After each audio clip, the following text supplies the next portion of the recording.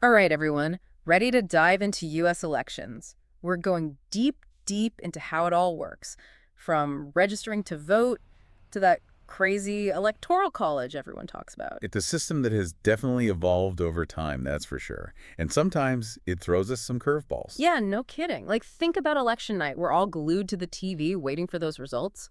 But did you know that sometimes those numbers we see, those aren't the whole Right, story? those are usually just preliminary counts. Yeah, The official stuff sometimes takes weeks to finalize. seriously. Weeks. So, like, how does that even work? Well, the popular vote is important, don't get me wrong, but it all comes down to the Electoral College. Ah, yes, the Electoral College, the thing everyone argues about. Can you remind us how that works again? Basically, there are 538 electors, and they represent each state. They cast the deciding votes based on their state's results. And to win, a candidate needs at least 270 of those votes. So it's not as simple as just counting up all the votes across the country. It's more like a strategy game. You could say that. Each state gets a certain number of electors based on its population. For candidates have to focus on winning states, not just overall votes. And that's why sometimes a candidate can win the popular vote but still lose the election, right? Exactly. It's happened a few times in U.S. history, and, well, let's just say it could be pretty controversial. Okay, so we've got this electoral college system, but what about us regular folks? Like, when can we actually vote and how? The big day is Tuesday, November 5th, 2024. And the how depends on your state. You can vote in person on Election Day, go for early voting, or even mail in your ballot. I like the in-person thing, personally, the whole experience. But I get why people like the convenience of early voting and mail-in. Right. It's all about finding what works best for you. The tricky part is each state makes its own rules about how elections are run. Ah, so even though it's a national election, the experience can be totally different depending on where you live. Gotcha. And it's not just the how. Things like voter ID laws, those also change from state to state. Wait, really? So some states you need an ID and some you don't. Yep, some require a photo ID, some accept other forms of ID, and some don't require any at all. There's this debate about voter access versus election security. Oh, yeah, I see. So before you even think about voting, you got to toss out all your assumptions and check your state's rules. Exactly. Know the deadlines, know what you need, then you can vote with confidence. No surprises on Election Day. Okay, so we know how to vote, but what happens after we drop those ballots in the box? We always see those election night results, but is that actually when we know who the winner is? Not necessarily. Those early numbers are mostly based on, projections and early counts. They give us a sense of things, but the official certified results take longer. So even if it looks like someone's winning on TV, we can't really celebrate until the official stuff comes in. Think of it like a close game. Yeah. You might have a feeling about who's going to win, but you got to wait for that final score. I see. And sometimes those mail-in ballots that come in late, those can actually change things up, right? Absolutely. In recent elections, some races were super close, and those late mail-in ballots made all the difference. Wow, talk about a nail biter. That really shows that every single vote matters. And especially with the Electoral College. Remember, it's about those specific state wins. So every vote in those swing states is crucial. Yeah, someone could win a state by just a handful of votes, and bam, it changes the entire election. Crazy. So how long does it take for those official results to actually come in? Usually the Electoral College results get certified in mid-December. Then the new president is inaugurated on January 20th. Okay, so there's a pretty long wait between election night and when everything is really official. It's a transition period, a lot of uncertainty as the old administration prepares to hand over things to the new one. Gotcha. Okay, so we've covered the basics, but what about those what-if scenarios that can keep voters up at night? Like, oh, what if you mess up your ballot? Is that it? Is your vote gone? Not always. Some states have this thing called a ballot curing process.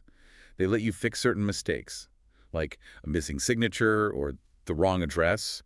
They might contact you and give you a chance to fix it. Oh, thank goodness. I mean, you wouldn't want to lose your vote just because of a silly mistake. What if you show up to vote and your name isn't even on the list? That's where provisional voting comes in. It's kind of like a safety net. So you still get to vote even if they aren't sure if you're eligible at that moment. Exactly. You fill out a provisional ballot, and then election officials will check your info later to see if it counts. Okay, that makes sense. It seems like there are a lot of ways to make sure every vote gets counted. What about those super close races where it's like too close to call? Do they ever do recounts? Recounts definitely happen. The rules vary by state, but some states automatically do a recount if the margin is super tiny. In other states, a candidate or even voters can request a recount. So basically, they just double-checked everything to make sure it's accurate. Yep. It gives everyone more confidence in the results, especially in those nail-biting races where every vote could make the difference. I'll be honest, all of this talk about close races and the Electoral College is making me a little nervous. It seems like so much could go wrong. I get it, but it's important to remember that most elections go smoothly. All these safeguards are there just in case something weird happens. That makes me feel better. So yeah, it might seem complicated, but the system is designed to be fair and make sure everyone's vote counts. Exactly. And that's why it's so important for all of us to be informed, to understand how it works, and to actually participate. Okay, I think we've covered a lot here. We talked about how to vote, that whole Electoral College thing, and even some of those what-if scenarios. We're just getting started, though. There's always more to talk about. Before we move on, though, I have a quick question. We keep saying every vote matters, especially with how close some races can be, but we focus so much on the presidential election. What about all those other races on the ballot? You need the down-ballot races, Congress, local offices, judges, all that. Yeah, exactly. How important are those races? Do they really make a difference? That's a fantastic question, and to be honest, it deserves its own deep dive. Because, the presidential race gets all the attention, but those down-ballot races can impact our daily lives in a much more direct way. That makes sense. So I want everyone listening to think about this. In this world obsessed with the presidential race, how much attention are you paying to those other elections? And what kind of influence do they have on your community? It's something to consider as we head toward Election Day. Our role as citizens doesn't stop at the top of the ballot. All right, I think we've given everyone a lot to think about for now. Let's take a closer look at those often overlooked down-ballot races next and see why they deserve a spot on your radar.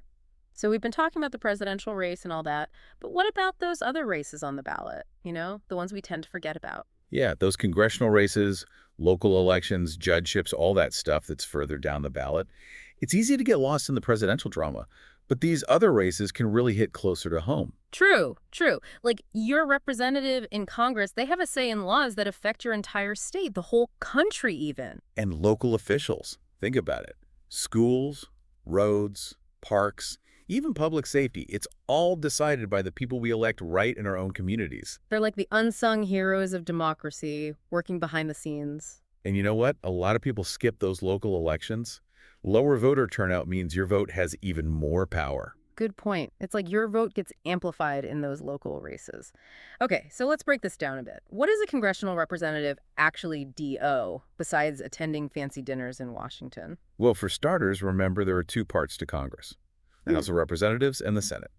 Your representative in the House, they speak for your district, make sure your concerns are heard at the national level. They vote on bills, propose new laws, work on committees to tackle specific issues. So they're our voice in the federal government. Got it. Right. Then you have senators who represent the whole state. They do a lot of the same stuff, but they also have a role in confirming presidential appointments and ratifying treaties. So it's kind of a team effort, the representative fighting for your district and the senators looking out for the state as a whole. Exactly. And at the local level, you've got mayors, city council members, school boards, so many positions that directly affect your daily life. Like they decide if your neighborhood gets that new park or if your kid's school gets funding for music programs, right? Things that affect your everyday life, that's what they decide. And let's not forget judges. Those judicial elections always seem kind of mysterious to me. What are we actually voting for when we vote for a judge? Judges are super important. Yeah. They interpret the laws, make sure trials are fair. Basically, they make sure the justice system is running smoothly. So they're like the referees of the legal system. Perfect analogy. Yeah. And they deal with everything from minor stuff to really serious cases. It depends on what level of court they're in. Sounds like a lot of responsibility. It is, and that's why paying attention to judicial elections is important, even if they don't get as much hype as the presidential race. Okay, you've convinced me. Those down-ballot races really matter. But how do we even find out about these candidates? Where do we start? Well, there's a lot of info online. Your state and local election websites are good places to start. They usually have candidate bios, their stances on different issues, and any upcoming events. What about those nonpartisan groups that put out voter guides? Those are great too. And don't forget your local news. They often do deep dives into local races and issues. Okay, so homework assignment for everyone listening. Find out who's running in your local races and what they're all about. Then, most importantly, get out there and vote. Remember, those local elections, every single vote counts even more. I'm definitely paying closer attention to those down ballot races from now on. Thanks for the wake-up call. You got it. Informed voters are what makes a democracy strong. So, we've been talking a lot about voting, but there are other ways to get involved in the election process, right? You don't have to run for office yourself. Oh, absolutely. Casting your vote is just the beginning. Volunteering for a campaign, registering voters, even becoming a poll worker. Wait, hold on, poll worker. What do those people actually do? It seems like a pretty big deal. They keep things running smoothly at your polling place on Election Day. Checking people in, verifying registration, answering questions. It's like the customer service reps of democracy. Exactly. They want to make sure everyone has a smooth and easy voting experience. Sounds like a really cool way to be involved. It is. You get to see democracy in action up close and personal. Plus, you meet people from your community, learn about how it all works. And you get that awesome I voted sticker. That's right. Yeah. You know what else you can do? Talk to your friends and family about the elections. Make sure they're registered. Encourage them to stay informed. Spread the word about the importance of voting. Exactly. Every conversation counts. Well, I think we've covered a lot of ground today. We talked about those down ballot races, the importance of poll workers, and how we can all be more engaged citizens. And honestly, we've only just scratched the surface. There's so much more to explore. True. But before we wrap up, I want to go back to something we talked about earlier, that the U.S. election process, it can feel kind of messy, maybe even a little chaotic sometimes. Yeah, I mean, there are a lot of moving parts. It doesn't always go perfectly. But here's what I've been thinking. That messiness, it's actually kind of a good thing. It's a sign of a healthy democracy, right? You mean because it allows for different voices and opinions to be represented? Exactly. It's not about everyone agreeing all the time. Yeah. It's about having a system where everyone has a chance to be heard, even if it gets a little messy sometimes. That's a great point. And it reminds us that democracy is a work in progress. It's something we have to constantly take care of and protect. So even when we get frustrated with the process, we got to remember that we're all in this together. We're all part of this big experiment called democracy, and it's up to us to make it work. Well said. Okay, I think that's a good place to pause for now. We've learned a lot, but the biggest takeaway is this. Get involved, stay informed, and make your voice heard. Your vote is your voice, and it matters at every level of government. So whether you're voting for president or for Congress or even your local school board, remember that you have the power to shape your community, your country, the future. It's interesting, right? We always talk about elections as this, like, massive event, but it's really just one part of a much bigger picture. It's true. Voting is crucial, don't get me wrong. But it's really just the first step. It's what we do after that really matters. Right, like it's like planting a seed. You can't just stick it in the ground and forget about it. You got to take care of it, make sure it can grow. That's where all this civic engagement stuff comes in. I love that analogy. Civic engagement is all about tending to that seed of democracy. You know, it's an ongoing process, always learning, participating, holding our leaders accountable. Exactly. So besides voting, what are some ways we can actually, nurture that democracy seed, make our voices heard? Well, staying informed is huge. Reading news from reliable sources, not just like random stuff on social media, going to those town hall meetings, even just having conversations with people who might see things differently than you do. Yeah, it's easy to get stuck in those echo chambers online. But a real democracy, it needs us to actually listen to other perspectives. Get out of our comfort zones a little. Totally. That's where the real learning happens. And remember, it's not just about national politics either. Pay attention to what's going on locally. Go to city council meetings, school board meetings, all that. That's where those down ballot races we talked about, those really come into play. Local decisions, they affect our daily lives in a big way. Absolutely. Another thing, don't be afraid to reach out to your elected officials. Write a letter. Shoot them an email. Give them a call. Let them know what you care about, what you think about the choices they're making. I think a lot of people feel like their voice doesn't matter, you know? Like, those politicians aren't really listening. But that's not how it's supposed to work. They represent U.S. They work for U.S. And when we speak up together, it can make a difference. It's just, change doesn't always happen overnight, right? It takes time, a lot of effort, people pushing for what they believe in. So true. Don't get discouraged if you don't see results right away. Keep speaking up, keep participating. It all adds up. And it's not just about contacting your officials either, right? It's about being a part of your community. 100%. volunteering, supporting causes you believe in, just being a good neighbor. Those little things, they can really make a difference, huh? Sometimes those small actions lead to huge changes. Think about all the movements in history that started with just a few people.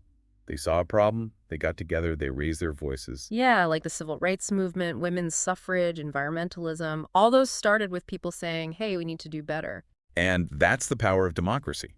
It gives us the tools to make things better, to create a future that we can all be proud of. As long as we actually use those tools, right? We can't just sit back and expect others to do the work. We got to be active participants, not just watch from the sidelines. We have to be the change. Well said. We've covered a lot today, from the nitty-gritty of elections to, like, the bigger idea of being involved citizens. It's been a great conversation. I hope everyone listening feels inspired, not just to vote, but to really embrace their role in making our democracy work. Me too. Remember, this isn't a spectator sport. We all have to show up, participate, make our voices heard. So stay curious, stay engaged, and let's build a better future together. I love it. Keep learning, keep speaking up, and we'll see you next time. Happy voting, everyone!